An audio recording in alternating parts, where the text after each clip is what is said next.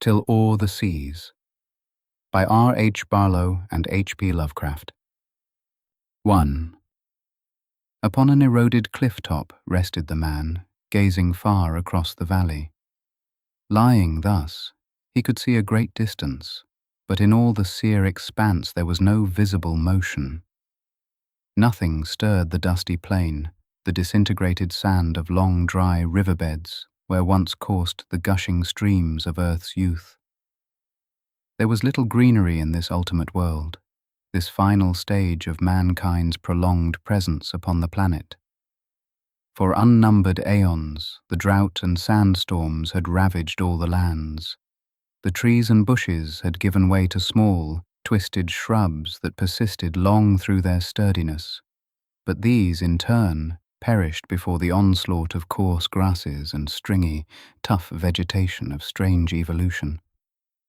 The ever-present heat, as Earth drew nearer to the sun, withered and killed with pitiless rays. It had not come at once. Long aeons had gone before any could feel the change. And all through those first ages, man's adaptable form had followed the slow mutation and modelled itself to fit the more and more torrid air. Then the day had come when men could bear their hot cities but ill, and a gradual recession began, slow yet deliberate. Those towns and settlements closest to the equator had been first, of course, but later there were others. Man, softened and exhausted, could cope no longer with the ruthlessly mounting heat. It seared him as he was, and evolution was too slow to mould new resistances in him. Yet, not at first, were the great cities of the equator left to the spider and the scorpion. In the early years, there were many who stayed on, devising curious shields and armors against the heat and the deadly dryness. These fearless souls, screening certain buildings against the encroaching sun, made miniature worlds of refuge wherein no protective armor was needed.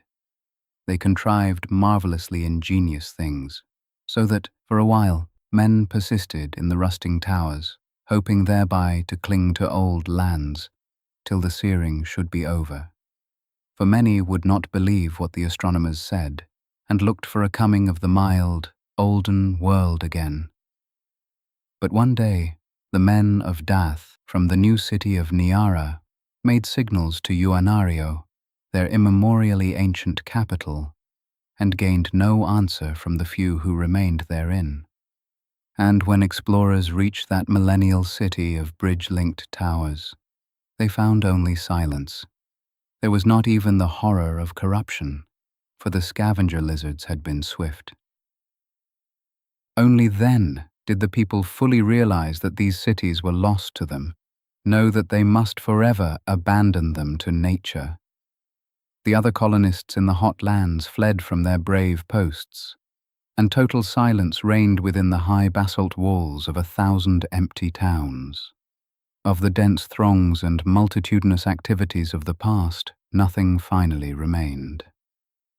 There now loomed against the rainless deserts only the blistered towers of vacant houses, factories, and structures of every sort, reflecting the sun's dazzling radiance and parching in the more and more intolerable heat.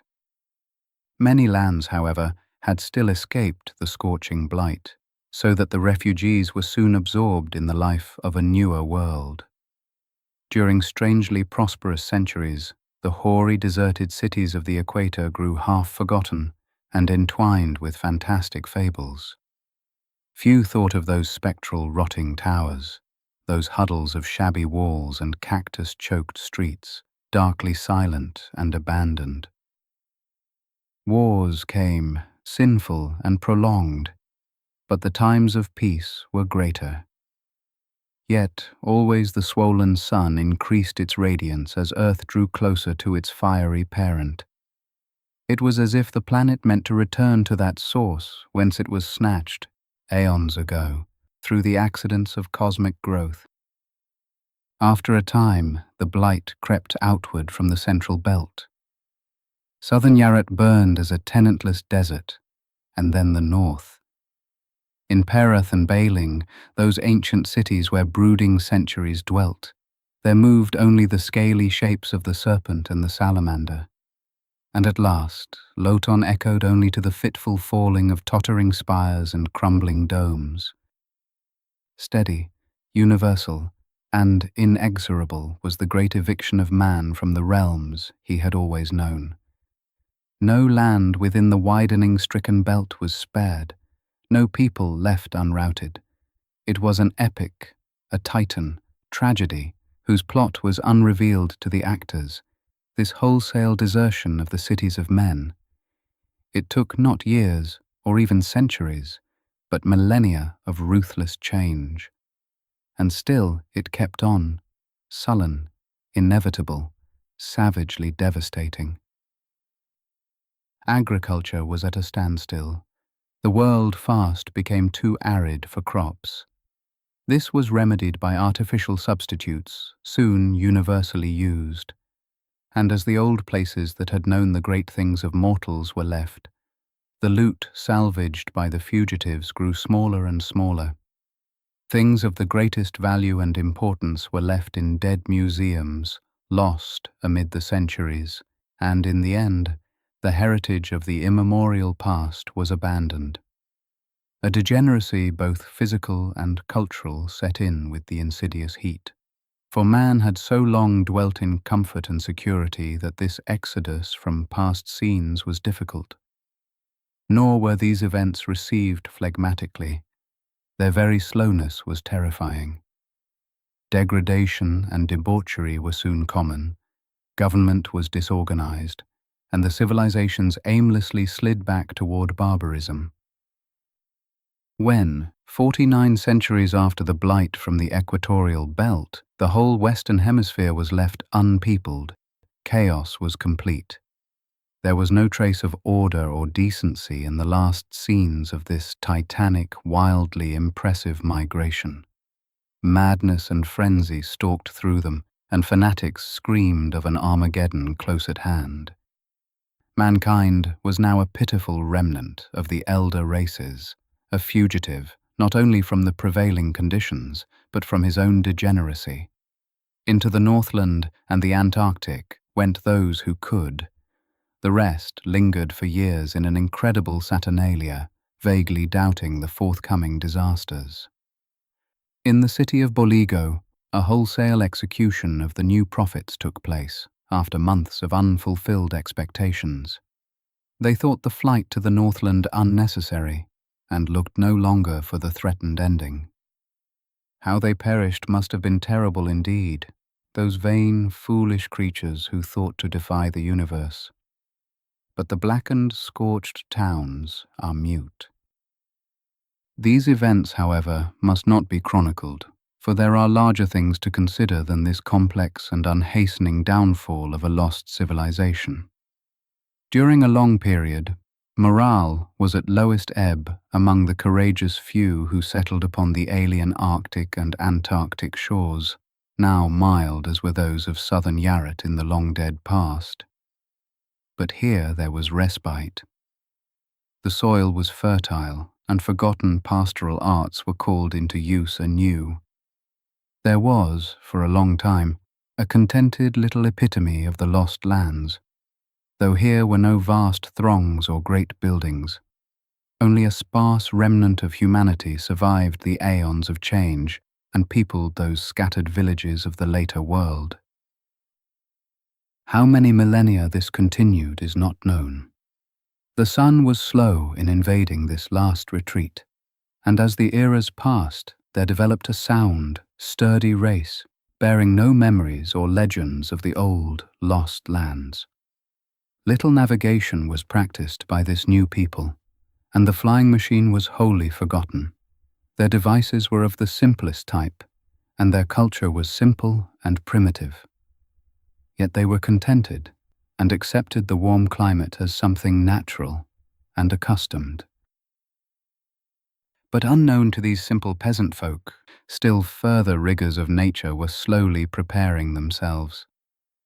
As the generations passed, the waters of the vast and unplumbed ocean wasted slowly away, enriching the air and the desiccated soil, but sinking lower and lower each century.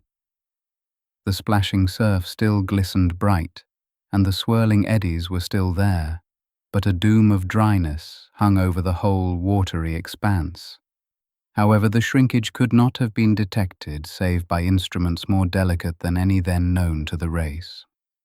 Even had the people realized the ocean's contraction, it is not likely that any vast alarm or great disturbance would have resulted, for the losses were so slight, and the seas so great. Only a few inches during many centuries, but in many centuries, increasing. So, at last, the oceans went, and water became a rarity on a globe of sun-baked drought. Man had slowly spread over all the Arctic and Antarctic lands. The equatorial cities and many of later habitation were forgotten, even to legend. And now, again, the peace was disturbed, for water was scarce and found only in deep caverns. There was little enough, even of this, and men died of thirst, wandering in far places. Yet so slow were these deadly changes that each new generation of man was loath to believe what it heard from its parents. None would admit that the heat had been less, or the water more plentiful in the old days, or take warning that days of bitterer burning and drought were to come. Thus it was, even at the end, when only a few hundred human creatures panted for breath beneath the cruel sun, a piteous, huddled handful out of all the unnumbered millions who had once dwelt on the doomed planet.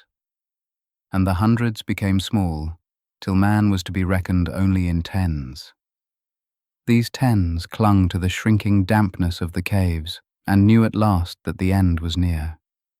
So slight was their range that none had ever seen the tiny fabled spots of ice left close to the planet's poles, if such indeed remained. Even had they existed and been known to man, none could have reached them across the trackless and formidable deserts. And so the last pathetic few dwindled. It cannot be described, this awesome chain of events that depopulated the whole earth. The range is too tremendous for any to picture or encompass.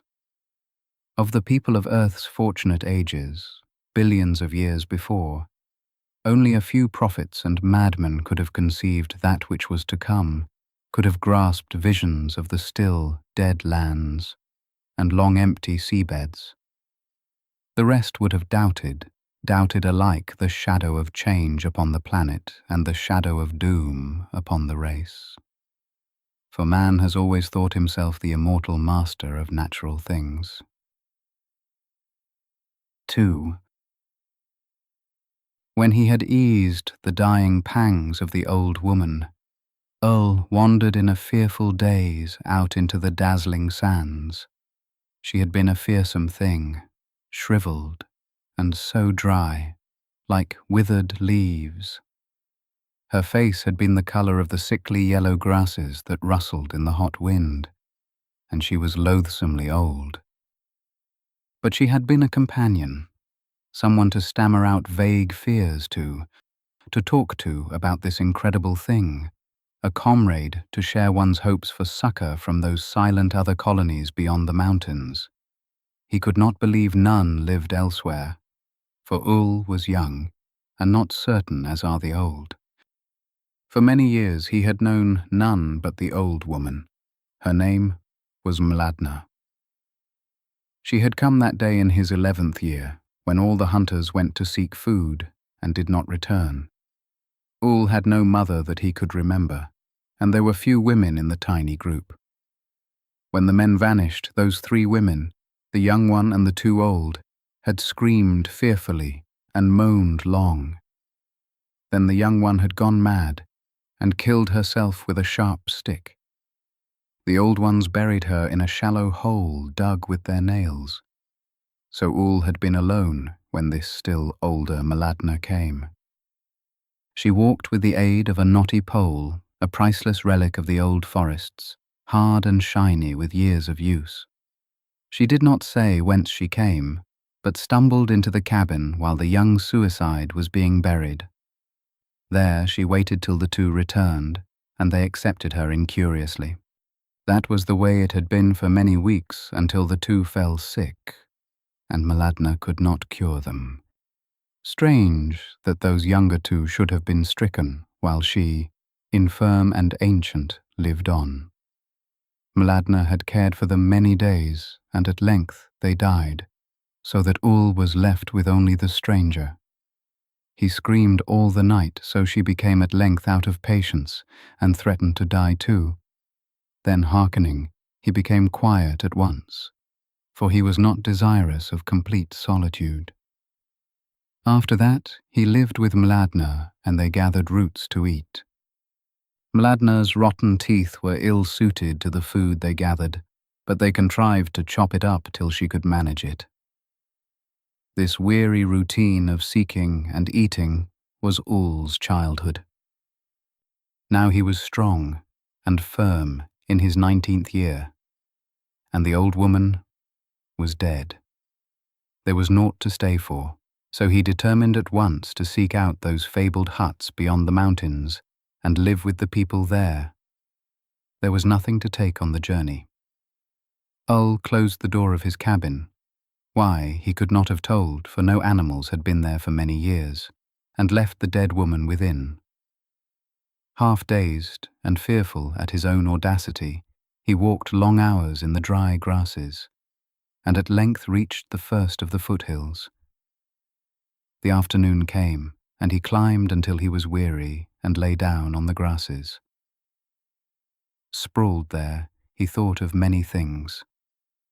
He wondered at the strange life, passionately anxious to seek out the lost colony beyond the mountains.